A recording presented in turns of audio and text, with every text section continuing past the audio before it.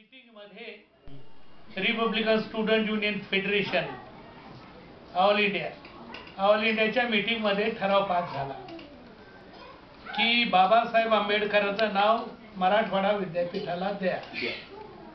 एकमेव ठराव, आणि तो सरकारकडे पाठवून द्या, चीफ मिनिस्टरकडे. ठराव पास झाला, चीफ मिनिस्टरकडे पाठवला. पण त्यावेळेला बाबासाहेब आंबेडकर मराठवाडा विद्यापीठ नव्हतं. एकच हा कॉम्प्रोमाइजिंग फॉर्म्युला आला या गवईनं वगैरे केलं की बाबासाहेबांचं नाव राहू द्या आणि विद्यापीठाचं नाव राहू द्या. ते झालं कसं? दोन या संघटना आम्ही उपोषणला बसलो. मी आणि सुभाष लोमटे कुठे भडकल गेटला 11 दिवसाचं उपोषण. 11 दिवसाचं उपोषण आणि ह्या भडकल गेटला बसलो. पण आमची सेवा पुण्याची माणसं करायला आली. युक्रांमधली पुण्याची माणसं सेवा करायला रात्रंदिवस आंघोळ वगैरे हे झोपण्याची आमच्या बरोबर बसायचे, हे टाकायचे, म्हणजे आगती शेकवायची हे ते. त्याच वेळेला सुभाष लोमटे हा इतका घाया झाला की तो फीट येऊन कुठं तरी सडकेवर पडला. लघवीला गेला आणि सडकीवर पडला तिकडंच. पण ही माणसं होती चहादारी आमची करणारी. अरे म्हणे सुभाष गेला कुठं? सुभाष गेला इकडं गेलाय म्हणे. आता रात्री बेरात्री ती वेळ तो पडला तर तो पडलाय तिथे आपला, आणि त्याला उठून आणलं. तो आणखी झोपलं. मग त्याची मालिश रात्रभर चालू झाली. आता हे गव्हर्नमेंटवर प्रेशर आलं. तिकून हा आला मोर्चा याचा, सरकावाड्याचा लॉंग मार्च. लॉंग मार्च तो आला तिकून. आणि त्यावेळेला आम्हाला ठराव पास झाला. कुठे ठराव पास झाला? या सिनेटमध्ये, विद्यापीठाच्या सिनेटमध्ये आणि EC मेंबरमध्ये ठराव पास झाला. काय ठराव पास झाला? की डॉक्टर बाबासाहेब आंबेडकरांचं नाव विद्यापीठाला द्या. बस एवढाच. मराठवाडा विद्यापीठ नाही. त्याच्यामध्ये ठराव पास झाल्यानंतर आले पॅन्थरचे गंगाराम गाढे, हे विध्वंसक प्रवृत्तीचेच ना माणसं आले. ते आले लगेच त्यानं माईक घेतला. याच्या खाली विद्यापीठाच्या खाली माईक घेतला आणि माईक मध्ये काय बोलले? तो गोविंदभाई का सराफ कुठून आला? हा गुजरात मधून आला. काय घालून आला? लंगोटी घालून. अहो एवढे अश्लील बोलले या सवर्णांना. कशासाठी? की श्रेय घेण्यासाठी, की हे श्रेय फक्त आमच्याशिवाय कोणी घेऊ शकत नाही, पॅन्थरला हे श्रेय पाहिजे, म्हणून त्यांना शिवाय शाप दिला. त्याच वेळेला त्याच दिवशी रात्रीला मोहन देशमुख याच्या नेतृत्वाखाली SBला सभा झाली. त्या सभेमध्ये रमणलाल भाई पारी, त्या सभेला गोविंदभाई सराफ, त्या सभेला मुदन्या भोसले, त्या सभेला कापडे, अरुणचंद्र कापडिया सगळे होते. मी होतो तिथे सभेला. माझी सगळ्यांची ओळख आहे. मी होतो सर. तर ते काहीच माझ्याशी बोलले नाही. त्यांना एवढं फील झालं ते विद्यापीठामध्ये अपमान जो झाला तर त्याचा बदला घेण्यासाठी म्हणून नामांतर विरोधक कृती समिती निर्माण झाली. आणि तिथून या नामांतर कृती समिती आणि नामांतरवादी कृती समिती अशा प्रकारे लढा हा सुरू झाला. तर बापूराव जगताप वगैरे फमू शिंदे हे आले त्या लढ्यामध्ये. मी बोलावलं त्यांना, संबंध चांगले असल्यामुळे त्या लढ्यामध्ये आले. तर ते नामांतरवादीकडून मी म्हणलं बा तुम्ही मोर्चा आयोजित करता, मोर्चा तुम्ही काय योजना आहे तुमच्याकडे, काय व्यवस्था आहे तुमच्याकडे? अहो हँडबिल काढलं पाहिजे, वार्ड टू वार्ड फिरलं पाहिजे. कारण मी चळवळीमध्ये काम करीत होतो. ते चळवळीमध्ये कोणी काम करीत नव्हते. चळवळीमध्ये अजिबात काम करीत नव्हते. मी चळवळीमध्ये असल्यामुळे मी त्यांना अरे म्हणे हा दाढीवाला माणूस, म्हणजे दाढीवाला माणूस जरा हुशार दिसतो या कामामध्ये. हुशार नाही, माझी चळवळमध्ये आयुष्य चाललेलं आहे. तुम्ही माझं ऐका. शिवाजी हायस्कूलमध्ये तिथं गजमल माळी होते, तिथे राजाराम राठोड होते, तिथं सगळे प्राचार्य होते, सगळेच प्राचार्य शहरामधले जे नामांतर विरोधी नाहीत ते सगळे प्राचार्य आले आणि त्यांनी एकदाच निर्णय घेतला, मोर्चा काढा. मोर्चा काढा, पण कधी काढता, त्याची रूपरेषा काय, पैसा किती जमा झाला तुमच्याकडे, पैसे कोण कोण देणार आहे, ते हँडबिल काढावं लागतील, पोस्टर्स काढावं लागतील, आपल्याला गाडी फिरावं लागेल वाट टू वाट. अशा प्रकारे त्यांना मी सजग केलं आणि ते तयार झाले. इतका मोठा मोर्चा, शेवटचा एवढा मोठा तारीख लक्षात आहे, सांगा ना. तारीख लक्षात असेल का म्हणता मूर्ती? हो, ये तो 77चा मोर्चा होता. 77 म्हणजे तुमच्या नामांतर होण्याच्या 15 दिवस अगोदर किंवा 1 महिना अगोदर. बरोबर. ते 77ला नामांतर झाले. हो, 27 जुलै 1977. येस.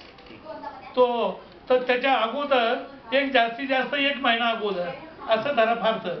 आणि तो प्रचंड मोर्चा पाहिल्यानंतर, लोकांची जीव देण्याची तयारी पाहिल्यानंतर, आणि इथं लाठीचार्ज झाला मग औरंगाबादला या आमच्या याच्या हे दूध डेअरीच्या जवळ लाठीचार्ज, सडकेवरती प्रचंड लाठीचार्ज झाला. असा लाठीचार्ज झाला, कित्येक लोक घायल झाले. कारण का, आपलं मॉरलाईज हे डिस्टर्ब करण्यासाठी, मॉरला याचं डिस्टर्ब होऊ नये म्हणून दमन करण्यासाठी तो लाठीचार्ज झाला. यांनी पुन्हा आपले मोर्चाचं नाव घेऊ नये अशा प्रकारे लाठीचार्ज शेवटचा झाला. आणि त्या लाठीचार्ज मधून गव्हर्नमेंटनं डिसिजन घेतलं. काय डिसिजन घेतलं? आता जास्त वाट पाहायची नाही, अंत पाहायचा नाही, आता मात्र नामांतर करणं आवश्यक आहे. आणि तो फॉर्म्युला गवईनं दिला. कोणता फॉर्म्युला? की डॉक्टर बाबासाहेब आंबेडकर मराठवाडा विद्यापीठ हा नंतर फॉर्म्युला आला, कॉम्प्रोमाइजिंग फॉर्म्युला. जे अत्याचार केले ते प्री प्लॅनिंग अत्याचार होते. अगदी इकडं आहे का, मातागावरती अत्याचार झाले. आम्ही सगळं गाव मराठवाडा फिरलो ना आम्ही. तो भुरेवार जिवंत जाळा, फौजदार भुरेवार जिवंत जाळा मातागाव. इथे आमच्या याच्यामध्ये हे परभणी, आपले परभणी म्हणतो, परभणीला झालाच अत्याचार. ते आपलं नांदेडच्या अलीकडे जे, जालन्याच्या अलीकडे जे बदनापूर, या बदनापूरला आपली हे होती, म्हणजे बाग होती, आपले सदन माणसं होते, श्रीमंत माणसं होते. या सर्वांची गुरंढोरं जाळली. या सर्वांची माणसं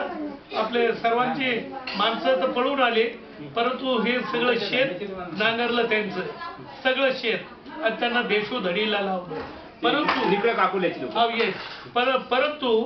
परंतु मातंगांना धक्काही सुद्धा लावला नाही. सिंगल आउट करून आपल्याला मारलेलं आहे. गरोदर बाईचे कित्येक गर्व ढासळलेले आहेत,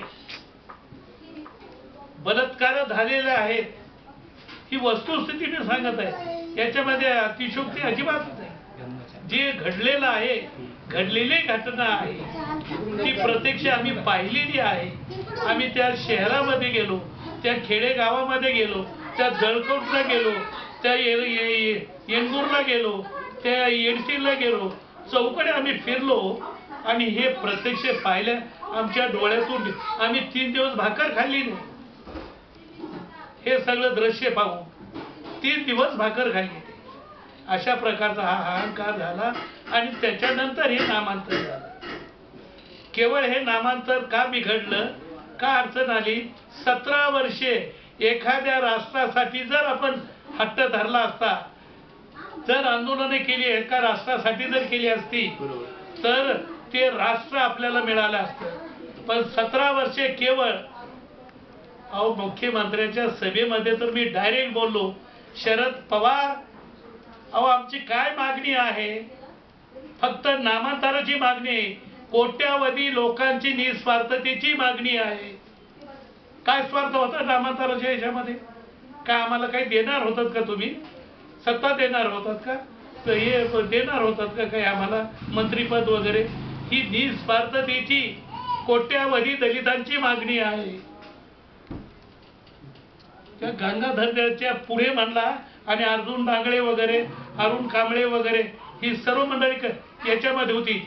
फक्त हिवराळे बोलले. त्यावेळपासून त्यांची ओळख माझी या शरद पवारची. इतका माणूस तो शार्प आहे, एवढा तीक्ष्ण बुद्धीचा आहे. त्यावेळपासून तर आता परवाला आम्ही याला भेटलो, TM कांबळे होते त्यावेळी त्याच्या घरी जेवण होतं. छगन भुजबळ वगैरे आले होते. त्यावेळेला त्यांनी का भेटले झाल्याबरोबर तो म्हणे हिवराळे कस काय तब्येत वगैरे. म्हणजे इतका माणूस तो शार्प बुद्धीचा आहे, चलाक आहे आणि तीक्ष्ण बुद्धीचा आहे. तर अशा प्रकारे आम्ही जीवात झोपून दिलो.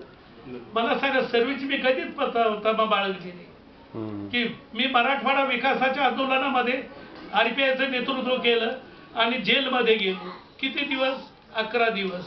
परंतु मला काढून टाकलेलं नाही, मला भीती वाटली नाही.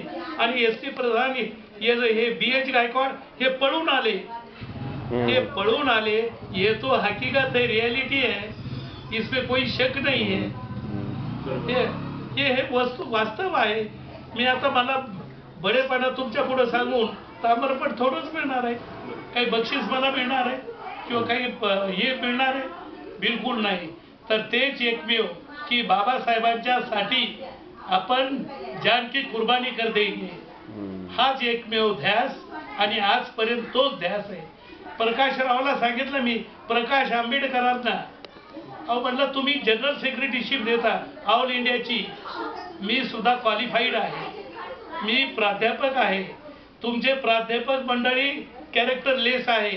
हे तुमच्याजवळ जे बसलेले आहेत तोंडावर त्याच्या 9,000 प्रतिनिधीमध्ये हे म्हणलं तोंडावर आपले तुमच्या जवळ बसलेले आहेत, पण ते सगळं भ्रष्ट आहे. त्यांनी माझ्याकडे पाहण्याची हिंमत करीत नाही, करू शकत नाही. आणि तुम्ही म्हणलं माझ्यापेक्षा फार लहान आहात. प्रकाशराव, तुम्ही माझ्यापेक्षा फार लहान आहात. मी चळवळ जी पाहिली, चळवळीमध्ये मी काम जे केलेलं आहे ते प्रत्यक्ष चळवळ जीव झोकून काम केलेलं आहे. तुम्ही लहान आहात तरी मी तुम्हाला नेता मानतो, तरी तुम्हाला नेता मानतो.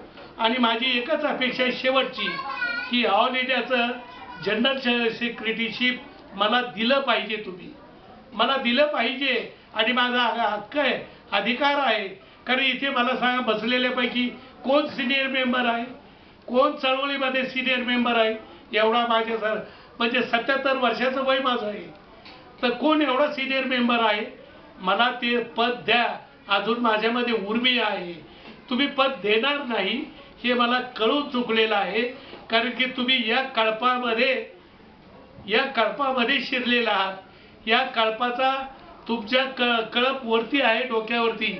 आणि म्हणून मी शेवटपर्यंत बाबासाहेबांचं काम करीन, RPIचं काम करीन आणि निळ्या ध्वजामध्येच मी जाईल, हे तुम्हाला सांगून ठेवतो.